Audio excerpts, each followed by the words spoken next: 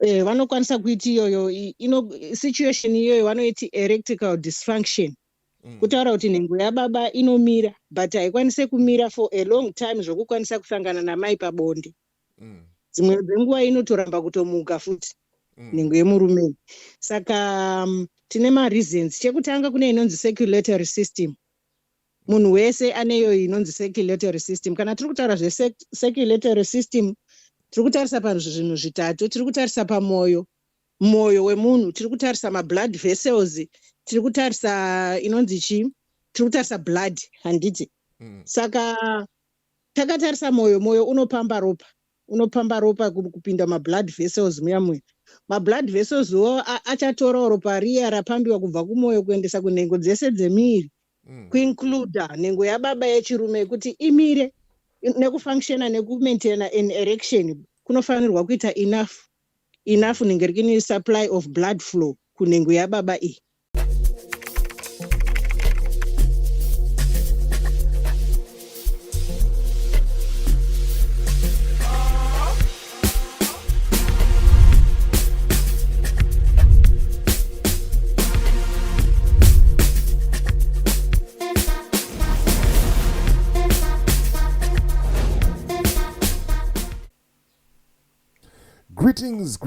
Greetings, and more greetings to you good people. My name is DJ Holly and welcome to 0.5 Creative Studios. Chitubu che content, chitubu chisingapo, chitubu chinonwa nemunhu wese, chitubu chakavhenekwa, chikaongororwa nana mazvikokota kunzi aiwaka. Chitubu ichi chine content iri healthy, content iri clean, content yakachena, yakakodzera kunge ichikonsumwa nemunhu akaita kunge iwewe. Ndosoka pana pamuzuva nhasi. So if it's your first time here, dzvanya subscribe button and the notification bell so that you don't miss out on any exciting content uploaded. Asi kana wangu wagara uri mugaro wepanapa dango kutenda nekuita sei Vanokurumidza kubhadhara rent. Thank you very much for supporting 0.5 Creative Studios. Right, mibvunzo yenyu yese yamaindibvunza, vamwe vachifona, tiri kuda nhamba dzegwenzi, tiri kuda nhamba dzakoni, todziwana sei, tiri kuda gwenzi iri. Zvimwe zvacho ndaikuudza kuti akomana, inini handisiri ndotengesa gwenzi, but zvandichaita ndichataura nayo hanzvadzi yangu iyi, ndoyanayo paplatform yopindura mibvunzo mizhinji yamunayo. Sezvinei munoziva kuti isusu hatiwanzonyepa, tinotaura chokwadi, tinofambira nyaya dzechokwadi ende tinenge takamira pachokwadi.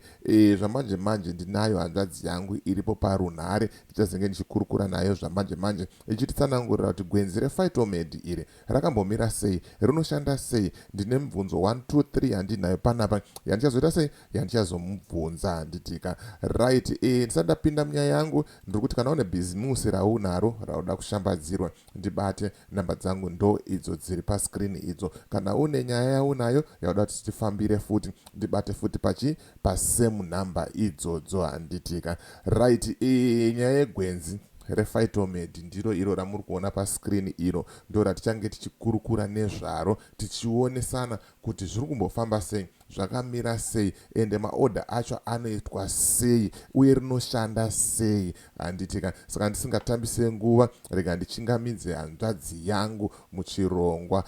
Hanzvadzi uri sei? Mukoma Holly makadi. Aiwa, ini ndinofara, ndiri kufara zvokuti nekuuya paplatform yenyu muchindichingamidzawo nemufaro. Nhasi ndauya kuzotaura about gwenzi redu rephytomed. Inini am a phytomed distributor. Saka ndauya kuti ndimbojekese mbijana kuti chii chinombonzi Phytomed. Phytomed ikambani yakatangwa muna 2006 up to date, zvekuti yave ne-about 18 years on the run. All right. Saka kambani yedu ite South African company yakatangwa nevanonzi Mrs. C. Simpala, ndo muridzi wekambani, with a mission to create a wellness and providing superior quality herbal products go to the nation with reasonable prices. Saka company yedu ine ma-products are natural, 100% natural and organic that are safe to use for everyone. Right, aiwa, ndinotenda neintroduction iyi. Ndofunga vanhu vakutanga kunzwisisa manje kuti zvinofamba sei, nekundombovaudza kuti muri kuona makwenzi aya ari 100% natural. Haana kana tumwe tunongwa tunenge tuchiiswa mukati handitika. Mubvunzo muhombe wandotanga kubvunzwa nevanhu, Anoshanda here makwenzi aya? Makwenzi edu aya munongozviziva, ndofunga imimi muri kutoashandisawo, muri kungoona mashandiro ari kuita makwenzi edu aya. Product iri is originating from Makoisan people aya, vamwe vanovati mabushmen. Ndo kuri kubva maproducts aya. Asi company yedu yakazopatina nemadoctors, ine madoctors wo partnered nemaKwesian people aya.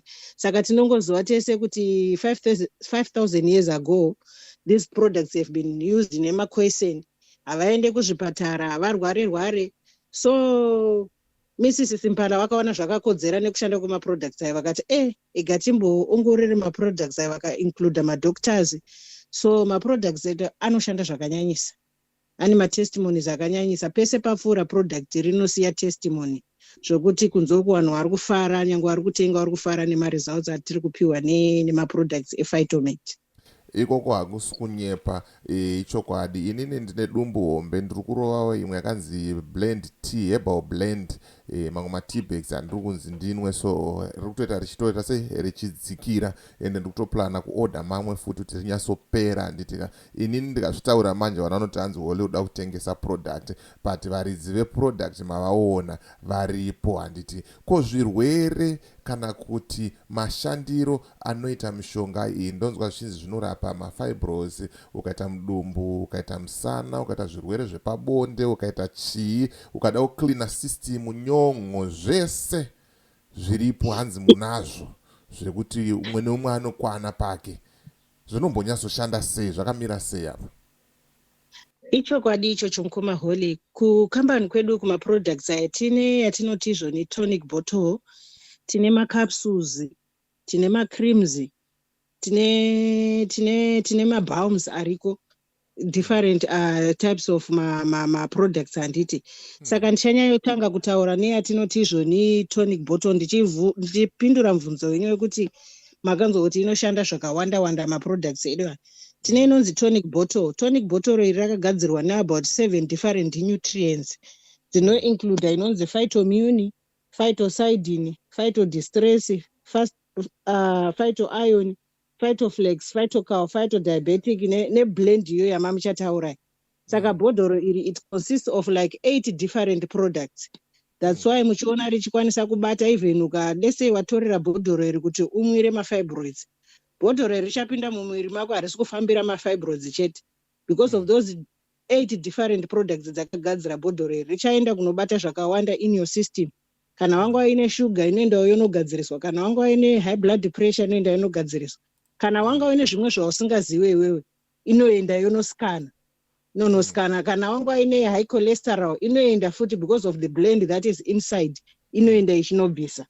That's why muchinzwa kuti izvoni chibhodhoro icho chanetsa icho chiri kukwanisa kurova zvirwere zvese. It's because of the nutrients that are added in this bottle. There are about 8 different products. Ndakachiona pandakachiwana, ndakachiverenga chakataura kuti high blood pressure, chii, lack of sleep, zvakawanda. Ndakatoshamisika ndikati chibhodhoro ichi chinorova zvese izvi. But ichokwadi ichocho mukoma Hole. Chibhodhoro ichi chiri kubata basa hombe chairo zvekuti ndikwanisi kutaura. Chibhodhoro chedu ichi tinochitengesa 200 rands. Saka kune vamwe vanogona kuti why imi muri kuita 200 rands? Mufamasi yakati ndakachiona chiri kuita 150, kana kuti ndakachiona chiri kuita 100 rand, kana ndakachiona pamukuru apo chiri kuita 80 rand. Tinoti isusu maproducts edu ePhytomed aya anongowanikwa chete kumaPhytomed distributors, tinoorder straight from the company. Harife rakatengeswa mufamasi, harife rakatengeswa mushopu, harife rakatengeswa kana mumakura. It's only those people who are imitating the products nekuda kwembiri yaraita maona manje. Saka vanhu vazhinji unonzwa vachiti muri kudhura mazodai, but chokwadi ndechekuti they are just printing the bottle, they noita 100 rand. Kutengesa fake handitika. Fake, mafake vari kungoimitata the product nemukurumbira wainayo chete. But if I'm not mistaken, ndaimbotaurawo nomwe munhu achitaura kuti hanzi matengesero emimi amunoita akafanana nematengesero anoita airtime. Hanzi airtime ine gazetted price, plus ndakaona chigubhu chakanyorwa kunzi 200 ende zvinoreva kuti 200 iyo ndo yamuri kutengesa nayo, saka ndizvo here? Nda kuti mungovherifya ipapo kuti ndizvo here chaizvo chaizvo. Ichokwadi ichocho chamuri kutaura mukoma holi. Chigubhu chedu chakatoprindwa 200 rands. Paona munhu akukutengesera 150 pachigubhu pakanzi 200 rands iva ne question mark. Ukaona munhu akukutengesera 250 ipo pachigubhu pakanyorwa 200 rands iva ne question mark kuti pandakubata apa handipo. Mumashopu musaende product reader hariwanikwe mumashops, product reader hariwanikwe mumafamasi nyangwe zvodii. Right. Tichazotaura kwekupedzisira hedu kuti kana vanhu vachirida vanoriwana sei. Then pane nyaya hombe inogara ichinetsa panapa yandogara ndichifonerwa nevanhu. Pamwe pacho ndotozongova namba dzenyu, pamwe pacho ndovati ndiri busy ndiye ndakawandirwawo nezvekuita, pamwe pacho tinotombokurukura zvinongosiyana nenguva yacho.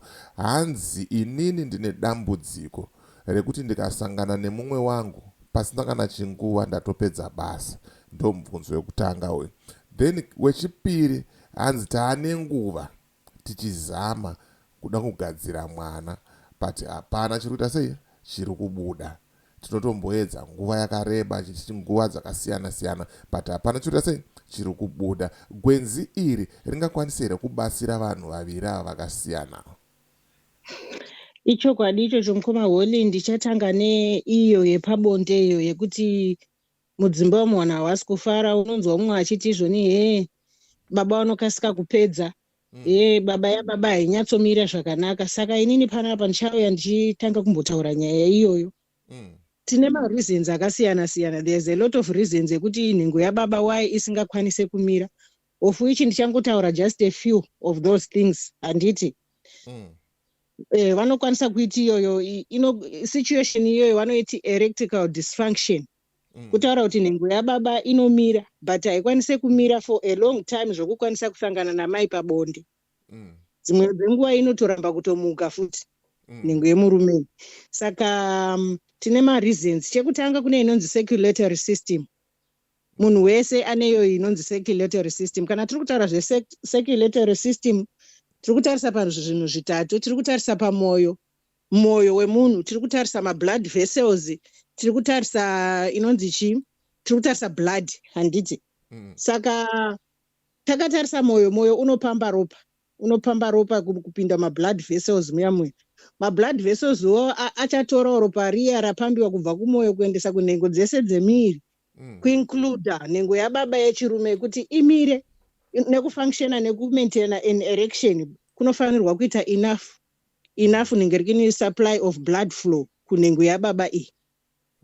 Saka kana mavessels aya akablokeka, ropa harikwanisi kusvika. Ndopa unoona pamwe nhengo yababa iri kuramba kumira because maybe yakablokwa, mavessels aya akablokewa kana necholesterol, of which ndo patinobva taunza product redu rinonzi blend T. Rinoenda kunovhura tsinga dzese dzakavharwa nemafuta kuti oxygen neblood zvinyatsofamba mune zvakanaka kusvika even kunhengo yababa iyoyo inoita kuti izvoni imire nekuda kwekuti blood supply inenge yaflowa to that organ. Ndo chinhu chekutanga. Then toita certain conditions atiinawo, zvirwere. Kune zvirwere zvinokonzeresa kuti nhengo yababa isamire. Kune vanhu vari diabetic, vanhu vane high blood pressure, vanhu vane makidney disease, stroke, vanhu vane low testosterone, vane mainjuries mablood kana spinal cord o mapelvic surgeries, zvakawandisa handingazvipedzi. Ndo chimwe chinhu chechi2.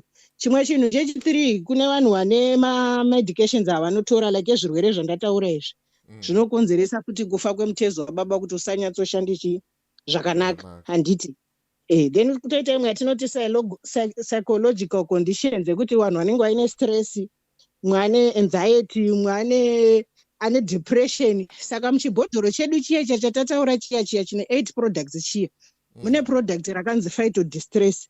Rinonobata ikoko futi psychological because rinonobatsira for anxiety, for depression.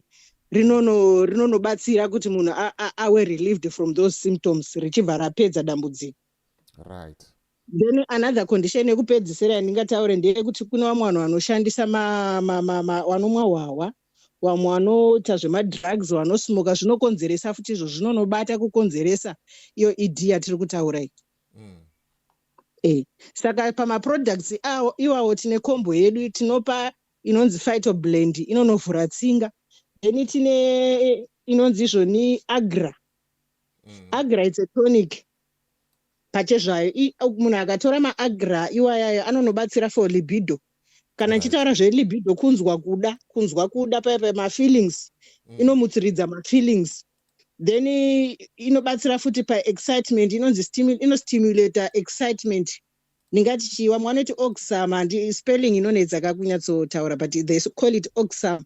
That is excitement yamunonzwa panosangana murume nemukadzi paya.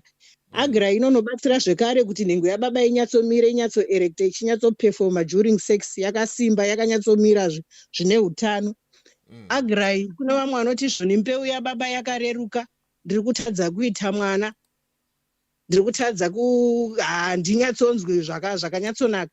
Iyoyi Agra inonobatsira futi for to maintain nekuproducer sperm rinodiwa rakakwana riri healthy panguva dzebondedzi. Saka kana munhu akauya achiti ari kuda zvinhu zvinobatsira kubonde kana kuti for fertility, zvinhu zvacho zvinongofambidzana, fertility nebonde zvinongofambidzana. Saka tine kombo yemaproducts atinawo atinopa zvokuti dambudziko rekusamira kwenhengo yababa inogadzirika ichipera. Then for fertility reasons also tinawo maproducts atinopa zvakudhipenda nekuti what is the condition that is causing the fertility pakuzotora maproducts apa. Alright. Aiwaka vanhu vari kuzvinzwira from the horse's mouth muchitaura mega muchinyatsotsanangura zvizere pamusoro pegwenzi rephytomed iri handitika. I think nguva dzedu ndo dzari kuti mhanyei vanenge vachida gwenzi namba dziri pascreen, but vanoita sei vanhu vanenge vachida gwenza? Kune vanenge vachida gwenzi vari muno muSouth Africa vanondibata panhamba idzo dziri paskirini. Ndingadzitaura here nemusoro pano?